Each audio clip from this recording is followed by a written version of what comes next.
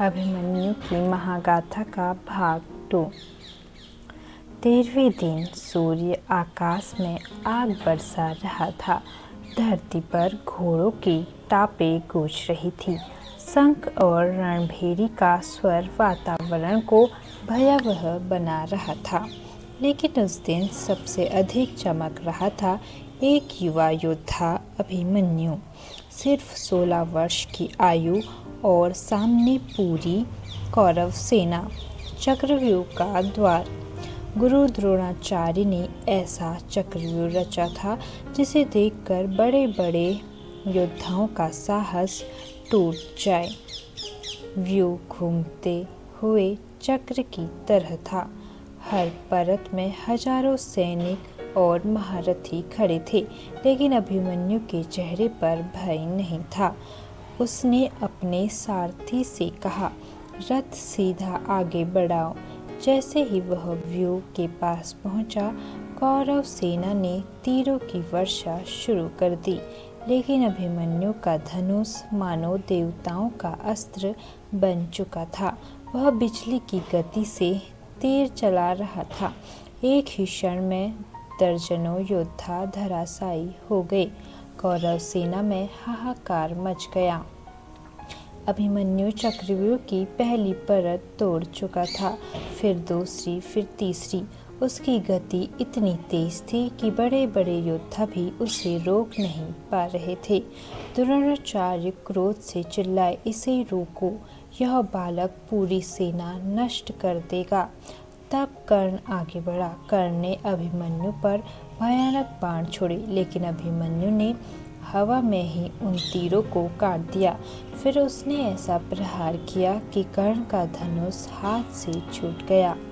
पूरा युद्ध क्षेत्र स्तब्ध रह गया। अभिमन्यु सीधे दुर्योधन के रथ तक पहुंच गया। उसने तीर चलाकर दुर्योधन के मुकुट को गिरा दिया।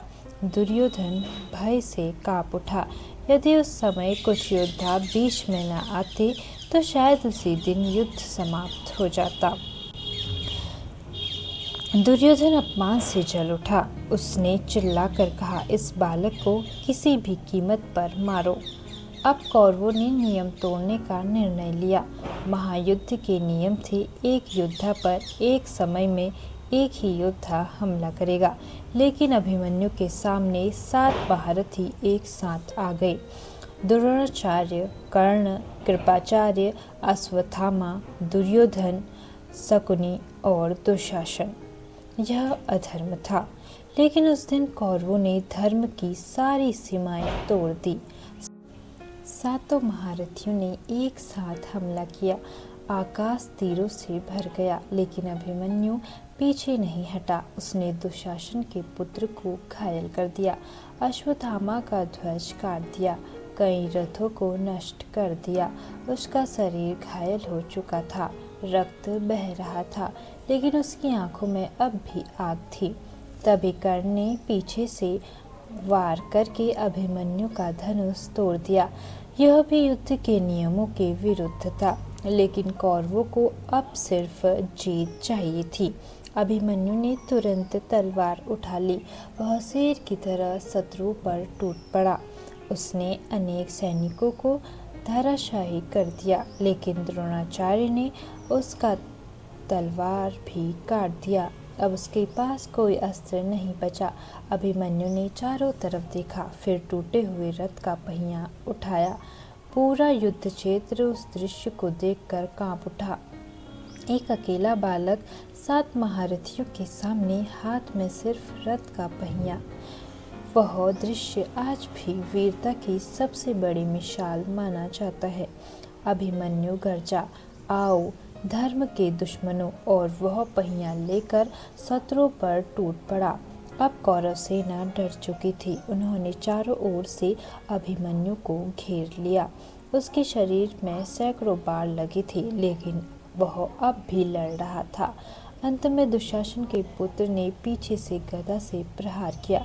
अभिमन्यु जमीन पर गिर पड़ा। आकाश शांत हो गया। हवा रुक गई। धरती मानो रो उठी। एक महान योद्धा वीर गति को प्राप्त हो चुका था। पांडवों का शोक। जब यह समाचार पांडव शिविर पहुंचा तो सब स्तब्ध रह गए। भीम क्रोध से कांप उठा। युधिष्ठिर की आंखों से आंसू बहने लगे। उत्तरा बेहोश थी। सुभद्रा विलाप करने लगी, मेरा पुत्र, मेरा अभिमन्यु। लेकिन सबसे भयानक दृश्य अभी बाकी था। जब अर्जुन युद्ध से लौटे और उन्हें सब पता चला तो उनकी आंखों से आंसू नहीं थे, सिर्फ अग्नि थी। उन्होंने अभिमन्यु के शव को देखा, फिर आकाश की ओर देखकर भयानक प्रतिज्ञा ली, यदि कल सूर्यास्त से पहले मैं जयद्रथ का वध न करूं तो स्वयं अग्नि में प्रवेश कर जाऊंगा। पूरा युद्ध क्षेत्र कांप उठा, क्योंकि सब जानते थे अर्जुन की प्रतिज्ञा कभी व्यर्थ नहीं जाती। श्री कृष्ण अर्जुन के पास खड़े थे। उन्होंने शांत स्वर में कहा, पार्थ, क्रोध में लिया गया निर्णय बहुत भारी होता है। अर्जुन बोले, माधव, आज मेरे पुत्र को अधर्म ने मारा है, कल न्याय होगा। कृष्ण ने अर्जुन की ओर देखा। उन्हें पता था अगला दिन महाभारत का सबसे भयानक दिन बनने वाला है।